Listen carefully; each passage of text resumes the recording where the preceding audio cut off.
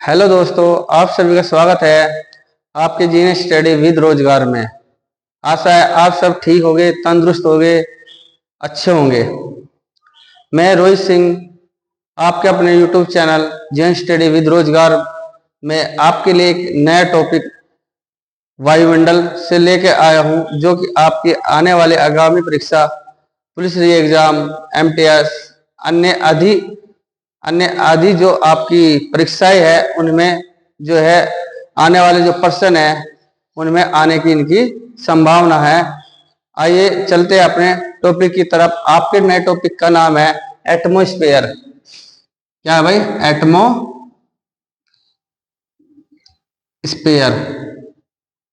Atmosphere जिसको वायुमंडल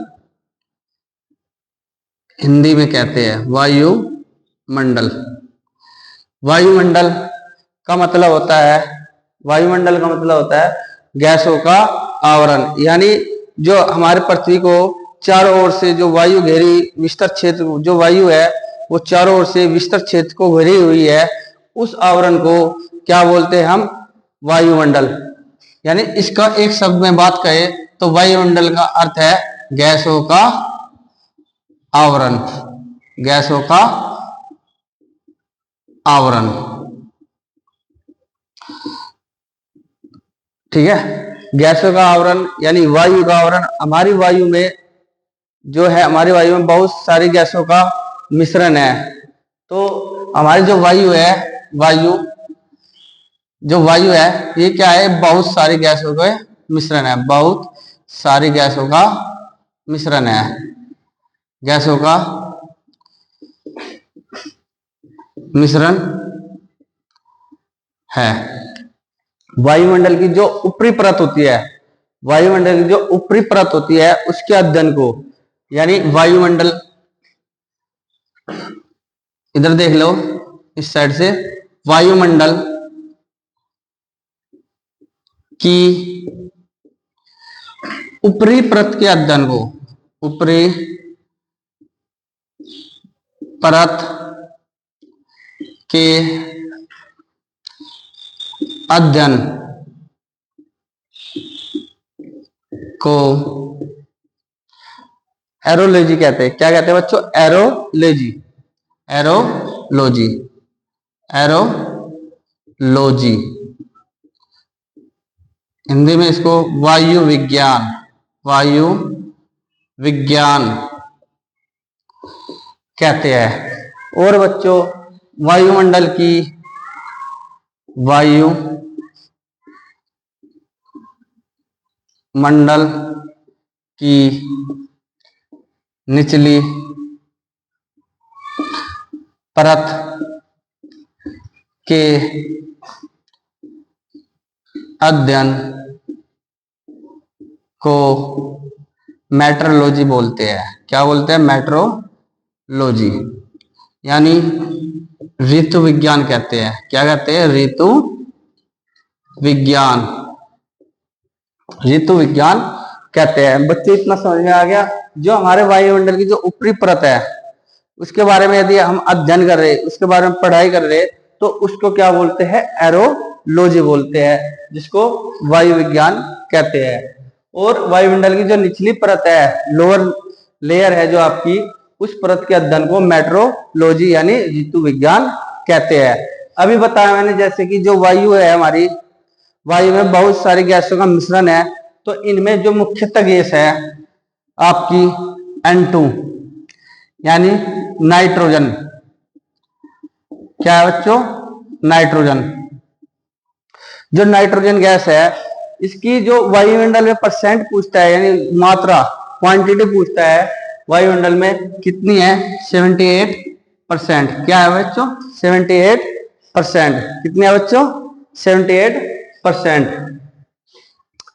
इसी तरह आपकी दूसरे नंबर की गैस O2, जिसको ऑक्सीजन बोलते हैं, ऑक्सीजन,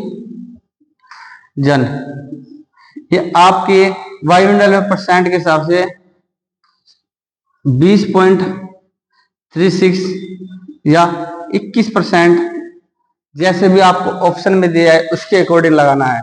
ठीक है, एग्जैक्ट वैल्यू 20.36 यानी 20.36 और परसेंट वैल्यू 21% है। कितनी है बच्चों?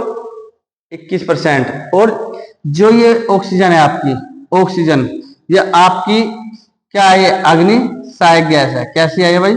अग्नि सहायक। अग्नि सहायक यानी अग्नि सहायक का मतलब है अग्नि को यानी आग को जलाने के काम में आती है। और जो नाइट्रोजन गैस है ये आपकी ये अग्नि विरोधी है। अग्नि विरोधी।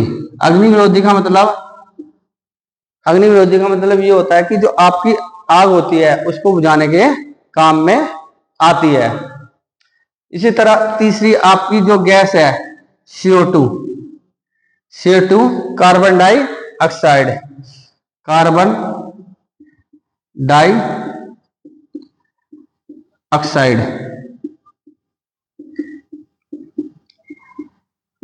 ये आपकी वायुमंडल में 0.036% है। और बच्चों ये क्या है? आपकी ऊष्मारोधी है। क्या बच्चों? ये ऊष्मा रोधी गैस है। ऊष्मा रोधी का मतलब ऊष्मा को ये रोकती है। जैसे प्रकाश सूरज से आने वाली किरणें वायुमंडल में प्रवेश करती है और जो CO2 गैस है, जो प्रकाश की किरणें आती है उसको ये जाने नहीं देती, अपने अंदर अवशोषित कर लेती है यानी ऊष्मा को रोक लेती है। जैसे मान के चलो एग्जाम्पल के लिए कोई कार है, कार के अंदर कोई व्यक्ति बैठा है और एक व्यक्ति बाहर है, तो ये बताओ कि जो गर्मी लगेगी उस किसको लगेगी सबसे ज्यादा? तो गर्मी जो लगेगी जो अंदर व्यक्ति बैठा है उसको। इस यही बिल्कुल प्रोसीजर इसके अंदर है। ये भी एक जो है कवच का काम करती है। यानी जो वायु मंडल में गैस किरणें आती है सूरज की और उनसे जो उसमें होते हैं उनको अवशोषित कर लेते हैं और उन्हें जाने नहीं देती। ठीक है बच्चों। और चौथी गैस है आपकी आर्गन गैस। आर्गन गैस कितने बच्चों? आर्गन गैस जो कि आपकी एक अक्रिय गैस है। कैसी गैस है ये? अक्रिय गैस यानी इनएक्टिव, इनएक्टिव गैस है ये। यानी ये गैस किसी के साथ भी क्रिया नहीं करती है। वो इसका वायुमंडल में जो परसेंट वैल्यू है, जो प्रतिशत है वो 0.92% है। कितना बच्चों? 0.92% है, यानी 0.92% है। ठीक है, ये आपकी जो मुख्य गैस है। और वायुमंडल में अन्य गैस भी रहती है, अन्य गैस भी है, लेकिन हमारे एग्जाम की दृष्टि से जो इम्पोर्टेंट गैसें है वे ये है जो हमारे एग्जाम में आने की संभावना है। ठीक है बच्चों, यदि आपको इतना समझ में आ चुका है तो इसको नोट डाउन कर लो। मैं 2 मिनट के लिए बोर्ड से हट जा रहा हूं।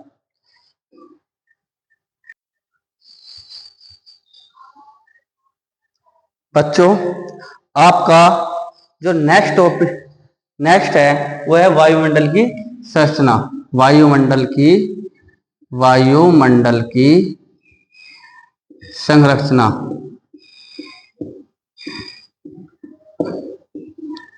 वायुमंडल की संरचना।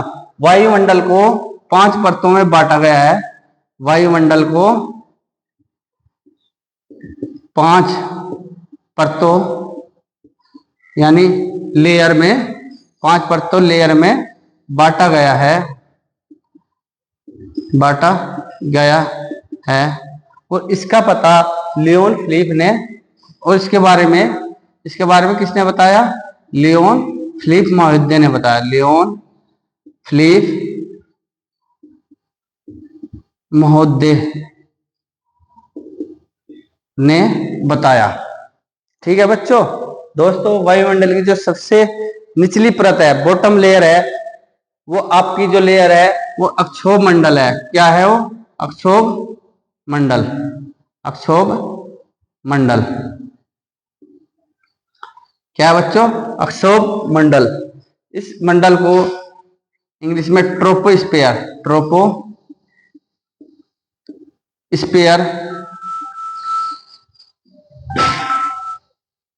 ट्रोपोस्फीयर कहते हैं।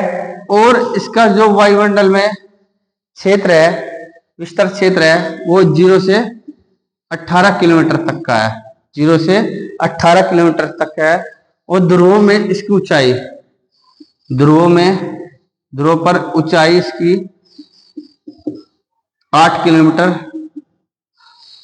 और विषुवत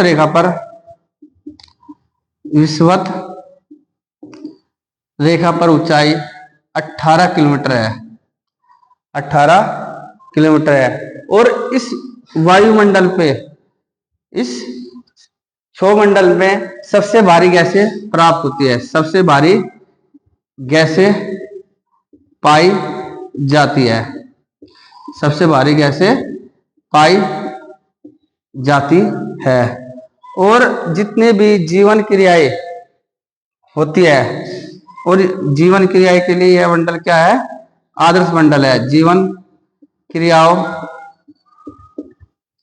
के लिए आदर्श मंडल है, आदर्श मंडल है। और इसी में एक बात, जो हमारे जितने भी मौसमी घटनाएं, बादल, रेनफॉल्स, बाढ़, भूकंप, सब जितने भी मौसमी घटनाएं हैं वे इसी मंडल पर होते हैं। ठीक है, यानी मौसमी घटनाएं, जितनी भी मौसमी घटनाएं होगी, मौसमी घटनाएं सभी इसी मंडल पे होगी, सभी इसी मंडल पर होगी। जैसे बादल का बनना और बरसना, बारिश का आना, बाढ़, भूकंप। ठीक है बच्चों, जैसे बाढ़,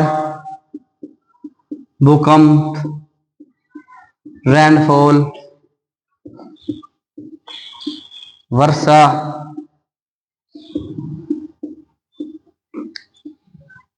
आदि। ठीक है बच्चों, और ये वायुमंडल की सबसे निचली परत है, सबसे निचली परत है। और ये क्या है? वायुमंडल की सबसे निचली परत है। और इसके अन्य नाम, इस मंडल के अन्य नाम, इसको संवहन मंडल, संवहन मंडल और अधोमंडल भी कहते हैं, अधोमंडल भी कहते हैं। ठीक है बच्चों, ये जो क्षोभमंडल से यदि आपके पास प्रश्न आता है कि जो मौसमी घटनाएं होती है, बाढ़ का आना, भूकंप का आना, बादल कब रचना, वर्षा होना, ये कौन सी वायुमंडल की परत में पाई जाती है, तो आपको बताना है क्षोभमंडल, यानी ट्रोपोस्फीयर। ठीक है बच्चों, और यदि आपसे पूछता है कि सबसे बॉटम लेयर है वायुमंडल की सबसे निचली परत का क्या नाम है, तो क्षोभमंडल। ठीक है दोस्तों, यदि इतना समझ आ चुका है तो आप स्क्रीनशॉट ले लो, मैं 2 सेकंड के लिए बोर्ड से हट रहा हूं। दोस्तों, आपकी नेक्स्ट लेयर यानी दूसरी परत का नाम है समताप मंडल। क्या नाम है? समताप मंडल, समताप मंडल, जिसको इंग्लिश में स्ट्रेटोस्फीयर कहते हैं, स्ट्रेटोस्फीयर कहते हैं। और इसका विस्तार क्षेत्र 18 से 50 किलोमीटर तक का है। कितना है बच्चों? 18 से 50 किलोमीटर तक का है। और इस मंडल, यह मंडल जो है, ना तो इस मंडल पे अधिक गर्मी होती है ना सर्दी होती है, इक्वल रहता है। इसलिए यह मंडल जेट प्लान वायुमंडल, वायुयान के लिए आदर्श मंडल है, आदर्श मंडल है। और इस मंडल में आपको सीरस बादल,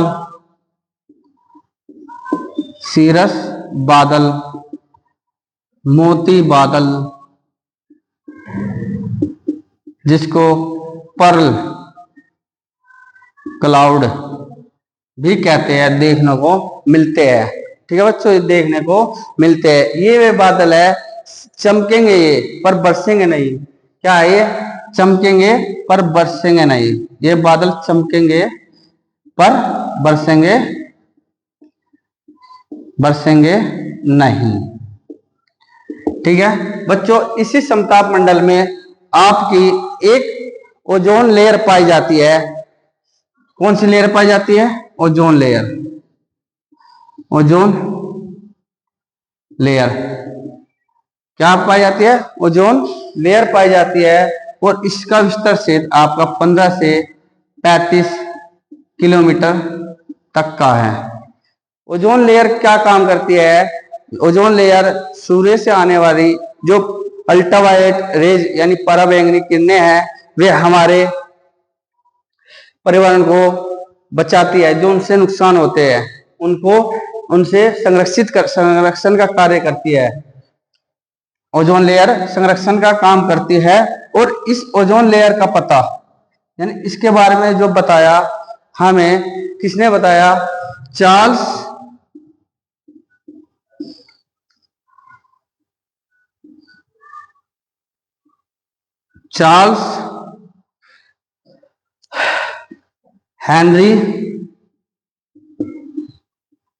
हेनरी बुसोन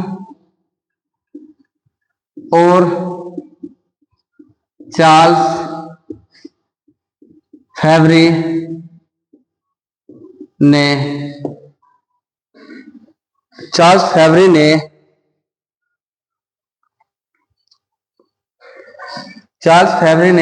1913 में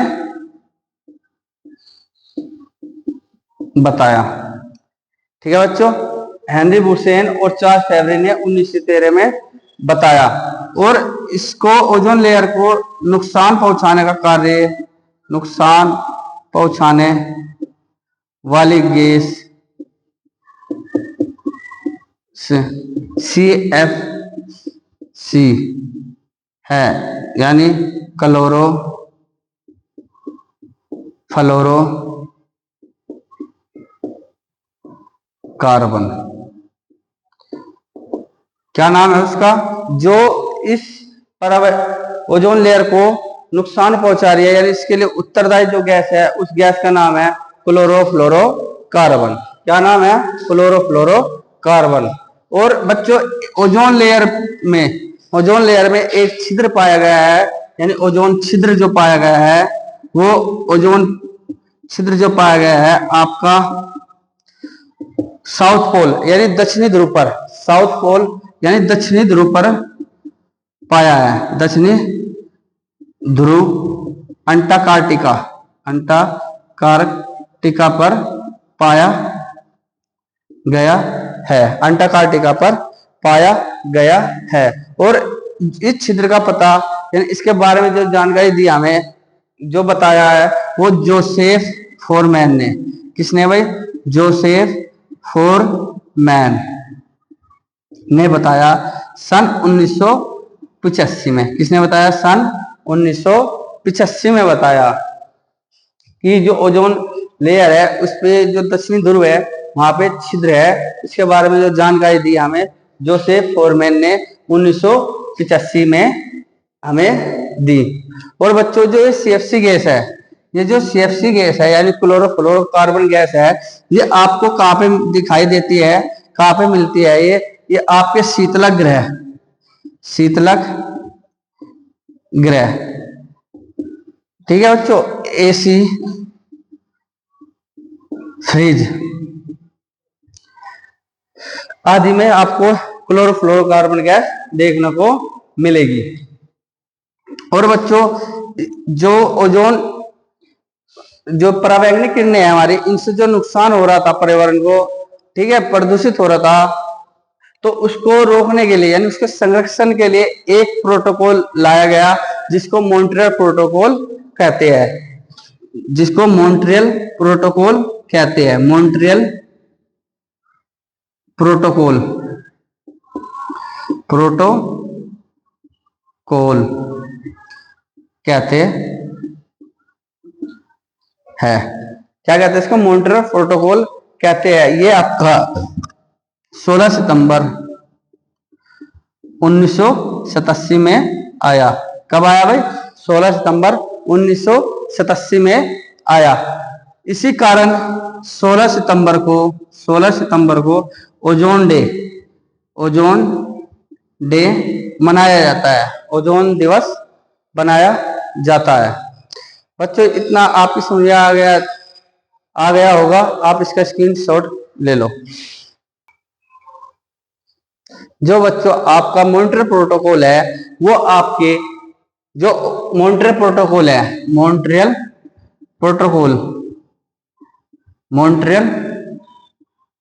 प्रोटोकॉल, ये यदि आपसे पूछे किससे संबंध रखता है, बताओ किससे संबंध रखता है, तो आपको बताना है ओजोन परत के संरक्षण पर। ओजोन परत के संरक्षण किस लिए आता है? बताओ किससे संबंधित है मॉन्ट्रियल प्रोटोकॉल? आपका जो मॉन्ट्रियल प्रोटोकॉल है ये ओजोन परत के संरक्षण से संबंधित है, और ये जो आया था आपका 16 सितंबर 1987 में आया था। कब आया था? 16 सितंबर 1987। इसी कारण 16 सितंबर को ओजोन दिवस के रूप में मनाया जाता है, ओजोन दिवस के रूप में बनाया जाता है। ठीक है बच्चों, यानी 16 सितंबर को कौन सा दिवस मनाया जाएगा बताओ? तो ओजोन दिवस मनाया जाएगा। इस कारण जो आपकी यूवी रेज होती है, यूवी रेज जो अल्ट्रावायलेट किरणें यानी पराबैंगनी किरणें, इनकी जो खोज की थी तो इनकी खोज विल्हेम रिटर माउथ ने की थी। किसने की थी? रिटर माउथ ने। कब करी थी? 22 फरवरी 1801 में। कब की थी भाई? 1801 में। और जो अल्ट्रावायलेट रेज है ये 3 प्रकार की होती है। कितने प्रकार की? 3 प्रकार की। पहली रेज यूवी ए, दूसरी रेज यूवी बी और यूवी सी। ठीक है बच्चों, और इसका जो क्षेत्र होता है 400 से 315 न्यूटन मीटर, और इसका 315 से 280 न्यूटन मीटर, और इसका 280 से 100 न्यूटन मीटर। ठीक है बच्चों, आपको जो रखनी है जो सबसे हानिकारक गैस है, जो सबसे हानिकारक किरण है आपकी कौन सी है? यदि आपसे पूछ ले जाए तो सबसे सर्वाधिक हानिकारक, सर्वाधिक क्षति पहुंचाने वाली, सर्वाधिक हानि पहुंचाने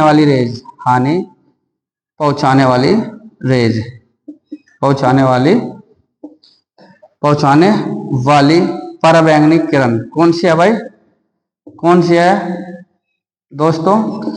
वह है यूवी ए। कौन सी है? UV A.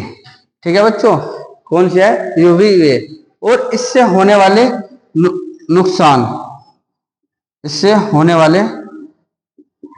नुकसान, क्या होता है? त्वचा कैंसर होता है, त्वचा कैंसर। ठीक है, नेत्रों की देखने की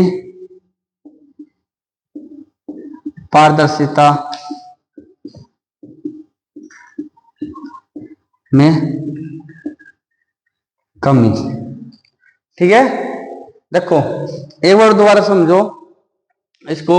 जो आपकी ये जो दूसरी ओजोन लेयर है, ये ओजोन लेयर ये आपके कितना विस्तर क्षेत्र है इसका? ओजोन लेयर का आपकी जो क्षेत्र है आपका 15 से 35 किलोमीटर के मध्य है। कितना है भाई? 15 से 35 किलोमीटर के मध्य है। और जो ओजोन लेयर है, ओजोन लेयर इसकी जो खोज करी कब किसने करी? 1913 में करी। किसने करी भाई? 1913 में करी। और कौन थे? चार्ल्स फेब्री व हेनरी बुसोन। किसने करी भाई? चार्ल्स फेब्री व हेनरी बुसोन ने। और जो एक ओजोन होल पाया गया, ओजोन होल यानी ओजोन छिद्र पाया गया आपका, ओजोन छिद्र वो आपका कहां पे पाया गया है? साउथ पोल पे। कहां पे भाई? साउथ पोल में। और साउथ पोल में जिसने बताया इसके बारे में वो कौन है? जिन्होंने बताया जोसेफ फोरमैन। कब बताया? 1985 में बताया। ठीक है भाई।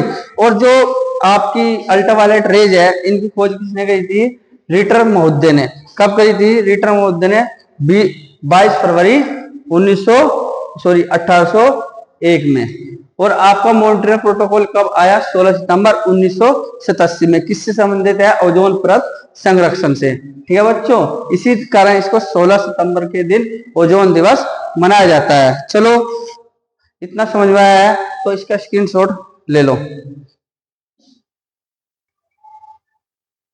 चलो चलते हैं अपनी नेक्स्ट परत की तरफ, जो परत का नाम है आपका मध्य मंडल। क्या है?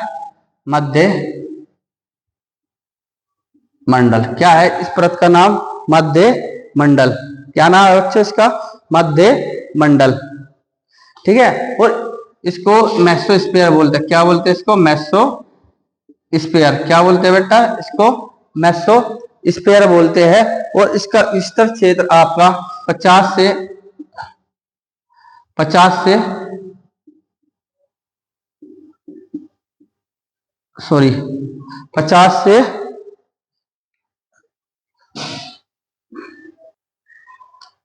इसका विस्तर क्षेत्र कितना है? 50 से 80 किलोमीटर। 50 से 80 किलोमीटर।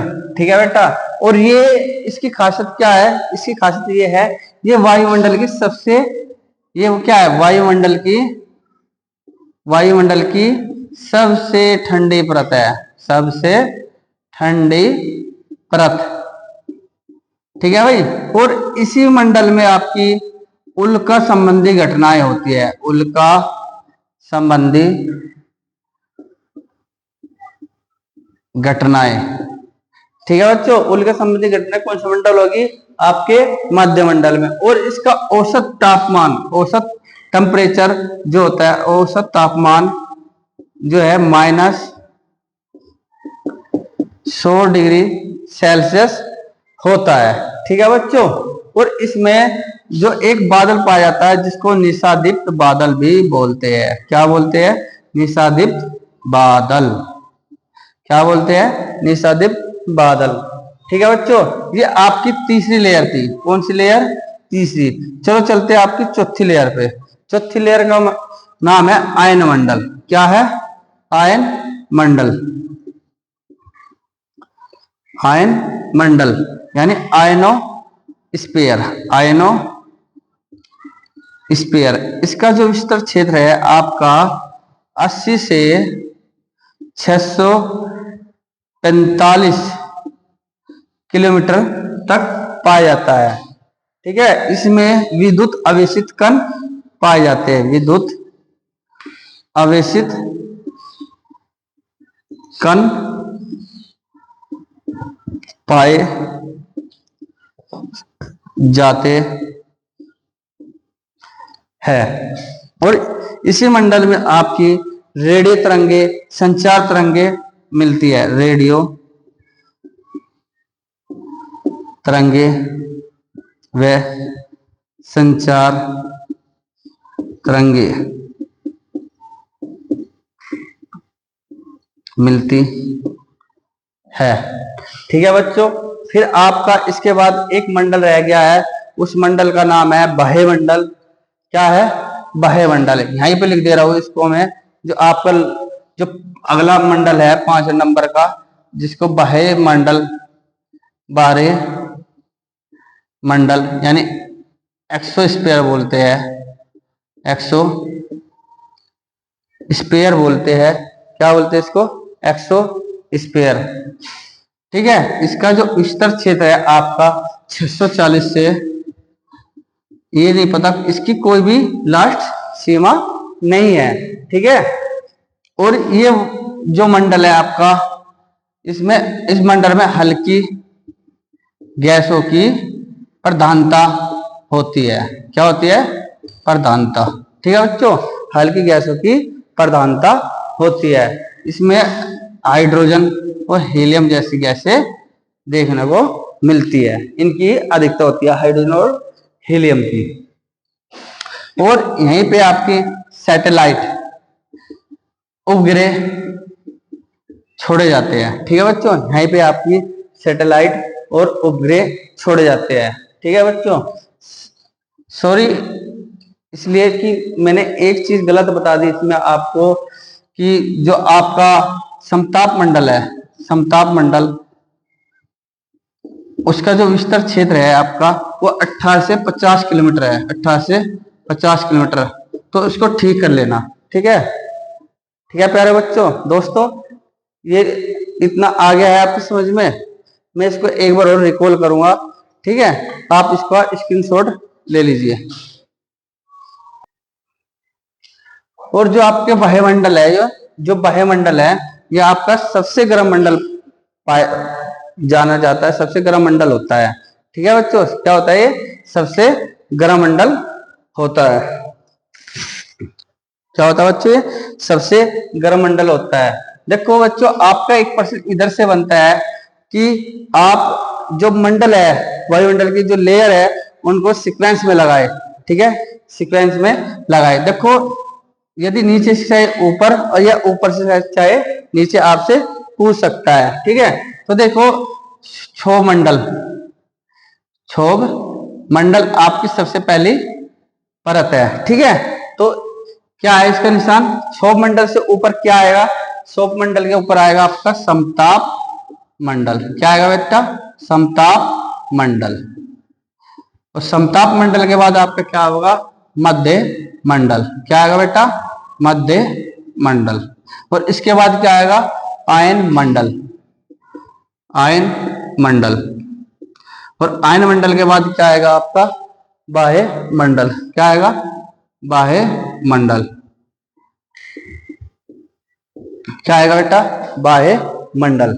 इसी तरह जैसे क्षोभ मंडल इंग्लिश में पूछ लेता है अरेंजमेंट के लिए, सीक्वेंस में के लिए, तो इसको इंग्लिश में क्या बोलते हैं, ट्रोपो स्पेयर। क्या बोलते हैं, ट्रोपो स्पेयर।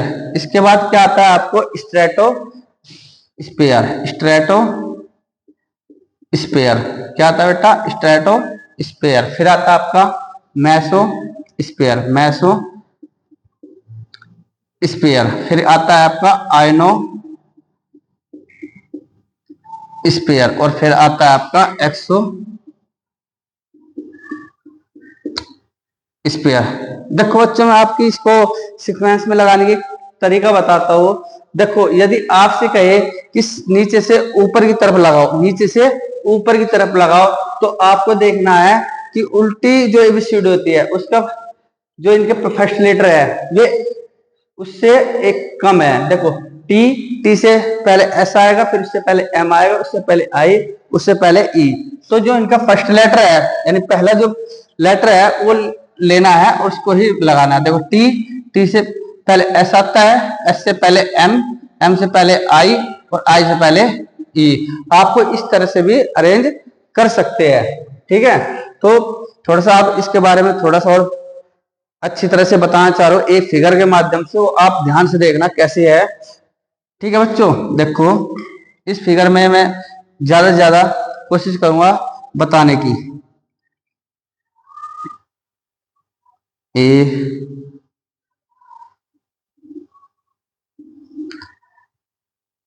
ठीक है भाई, 1 2 3 4 5, तो आपकी हो गई है 5 लेयर तैयार। ठीक है भाई, जो सबसे पहली लेयर है ये वाली लेयर है, आपको पता है इस लेयर को क्या बोलते हैं, क्षोभ मंडल। क्या बोलते हैं, क्षोभ मंडल। ठीक है, यानी ट्रोफोस्फीयर। क्या बोलते हैं, ट्रोफोस्फीयर। क्या बोलते हैं बच्चों, ट्रोफोस्फीयर। ठीक है, और ध्रुव पर जो इसका क्षेत्र होगा क्षोभ मंडल का वो कितना होगा, 0 से 18, 0 से 18 किलोमीटर पाएगा। क्या पाएगा, 0 से 18। और ध्रुव पर कितना होगा ये, 8 किलोमीटर। और विषुवत रेखा पर कितना पाएगा ये, 18 किलोमीटर। कितना पाएगा बेटा? 18 किलोमीटर। ठीक है भाई। क्षोभ मंडल में क्या खासियत है इसकी? इसमें सारी की सारी जो भारी गैसें हैं, भारी गैसें ये देखने को मिलेगी। ठीक है बच्चों, क्या मिलेगी? भारी गैसें। जो आपकी मौसमी घटनाएं हैं वे होगी। ठीक है बच्चों। और इस मंडल को और अन्य नाम से क्या जानते हैं? अन्य नाम क्या है इस मंडल के? संवहन मंडल, संवहन मंडल और अधोमंडल। क्या बच्चों? संवहन मंडल और अधोमंडल। ठीक है बच्चों। और इससे ऊपर की परत जो आती है आपकी क्या आती है? समताप मंडल। क्या आती है? समताप मंडल। इसका विस्तर क्षेत्र कितना है? 18 से 50। ठीक है बच्चों। क्या है? समताप मंडल का जो विस्तर क्षेत्र है 18 से 50 है। और इसके यह जो है हवाई जहाज के लिए आदर्श मंडल है। हवाई जहाज के लिए आदर्श मंडल है। क्या है? अनुकूलित या आदर्श मंडल। ठीक है। और समताप मंडल में ही आपकी एक ओजोन लेयर पाई जाती है। ओजोन लेयर कहाँ पाई जाएगी? यहीं पे पाई जाएगी ओजोन लेयर भी। ये क्या है आपकी कितना विस्तर क्षेत्र इसका? 15 से 35 किलोमीटर। कितना है बेटा? 15 से 35 किलोमीटर। ठीक है। ओजोन लेयर के बारे में मैंने आपको पीछे बताया डिटेल में। तो और इससे ऊपर का जो आपका मंडल आएगा उस मंडल का क्या नाम होगा? उसका मंडल होगा मध्य मंडल। क्या होगा ये? मध्य मंडल यानी मेसोस्फीयर। मेसोस्फीयर। और इसका विस्तर क्षेत्र कितना है? 50 से 80 किलोमीटर। कितना बच्चों? 50 से 80 किलोमीटर। और इस मंडल में जो है आपकी उल्का संबंधी घटनाएं होती है। उल्का संबंधी घटना। ठीक है भाई। और ये क्या है? सबसे ठंडी परत है। सबसे वायुमंडल की क्या है? सबसे ठंडी परत। उसका एवरेज टेम्परेचर कितना है? -100 डिग्री सेल्सियस। ठीक है बच्चों। और देखो यहाँ समताप मंडल में आपके मुलाब मेघ पाए जा। कौन से? मुलाब मेघ। और इसी तरह आपके मध्य मंडल में क्या पाया जाएगा? निशादीप्त मेघ। कौन से मेघ? निशादीप्त मेघ। निशादीप्त मेघ। इससे ऊपर जो परत है आपकी आयनोस्फीयर। क्या बच्चे? आयन मंडल। आयन मंडल क्या है? आयनोस्फीयर यानी आयन मंडल। और इसका विस्तर क्षेत्र कितना है? 80 से 640 किलोमीटर। कितना है भाई? 80 से 640 किलोमीटर। इसमें क्या होते हैं? विद्युत आवेशित कण मिलते हैं। विद्युत आवेशित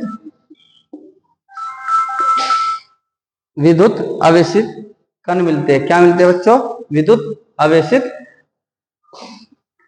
कण मिलते हैं। और यहाँ पे रेडियो तरंगे भी मिलती है। रेडियो तरंगे यानी संचारित तरंगे। ठीक है बच्चों। और इससे लास्ट का जो आपका मंडल है वो है बाह्य मंडल।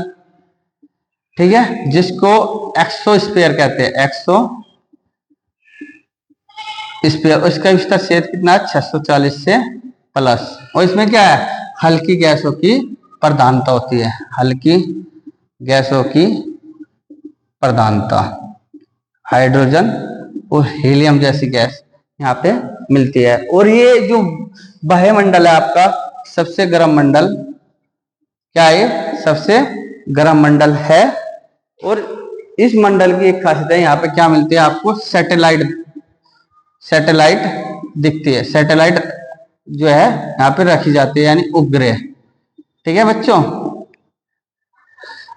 यदि आपको ये समझ में आया है बहुत अच्छी बात है। ठीक है बच्चों। ठीक है। जो भी आज हमने पढ़ाया आपको आशा है बहुत अच्छे से समझ में आ गया होगा। ठीक है।